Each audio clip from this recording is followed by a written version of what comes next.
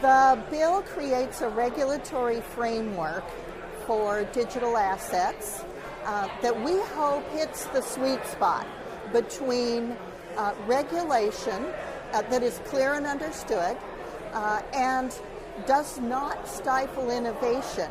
We see so much change in this space that's happening so fast that we can't keep up with it. So we want to make sure that we're not doing anything to stifle that incredible innovation while we have an understood regulatory framework. So we're setting it on top of the current regulatory framework for assets, including the Commodities Future Trading Commission and the SEC.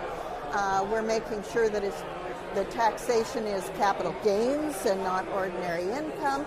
We've dealt with some accounting procedures, some definitions. We're looking at consumer protection and privacy.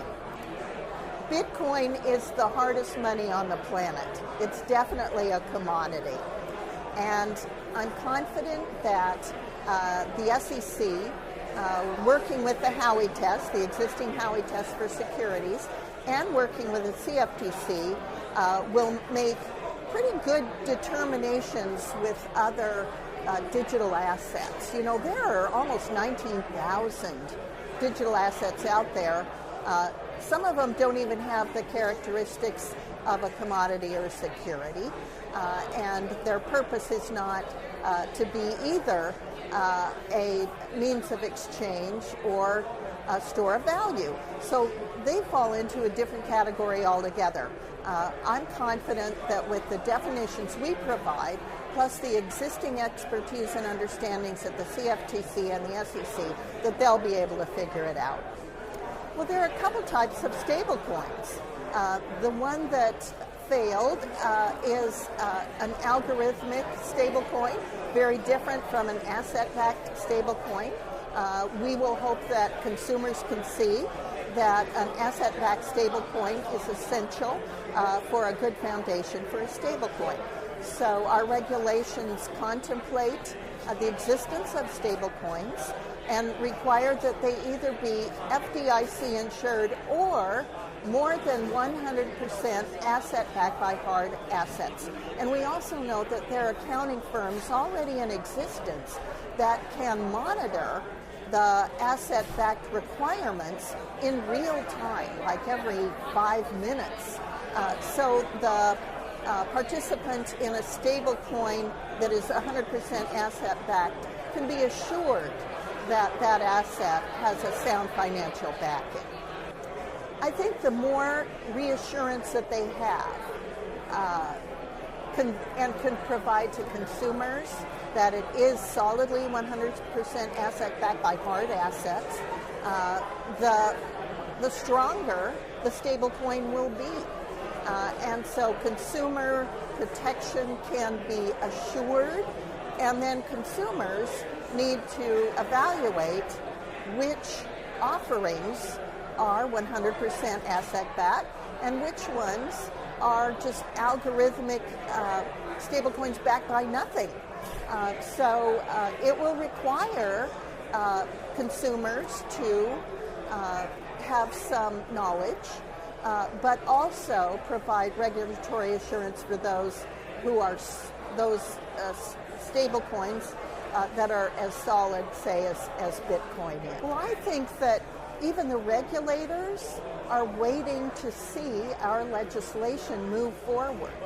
And if they see the legislation that Senator Gillibrand and I are sponsoring get a good reception, get legs in the U.S. Senate, they can actually begin regulating to the standards expressed in the legislation before the legislation passes.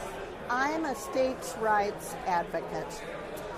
My state of Wyoming would love to have any Bitcoin mining operation that cannot reside in New York come to Wyoming. I know that Texas feels the same way, and other states where we can hook up flared gas to Bitcoin mining and turn a wasted asset into an extremely useful asset. So different states have different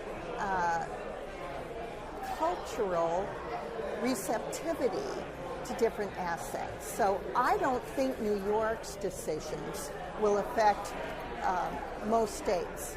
I think especially states with a lot of oil and gas who have oil and gas cultures that know how to harness wasted assets and turn them into a productive asset are going to be very excited to welcome those miners into their states. It is a net positive in reshaping the narrative because those mining operations can shut down during times when a brownout would occur due to a weather event, and then that power can be used to solve a consumer problem and then turned back on when the immediate crisis is over.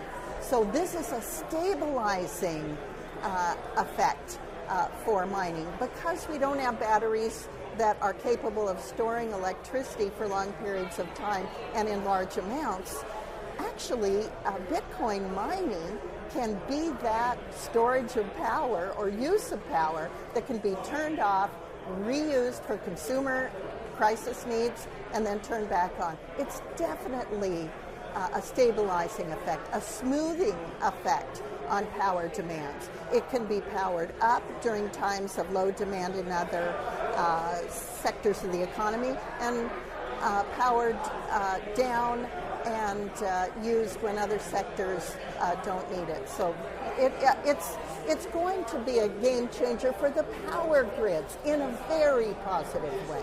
Well, we can't overregulate. If we overregulate, it will go to other countries.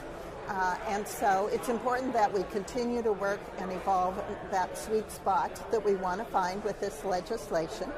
And it's important that as there are events that cause concern, such as a stablecoin failure, or the fact that Coinbase determined that in a bankruptcy, the assets don't belong to the person they're holding the asset for, they actually belong to Coinbase. Things like that will cause people concern. We don't want a knee-jerk reaction. We want to solve it. We want to be able to tell people that not your keys, not your coin. You have to hold your own keys, your own access to your coins for them to be yours. These are things that people will learn as these assets become more integrated into our financial system and into our daily lives.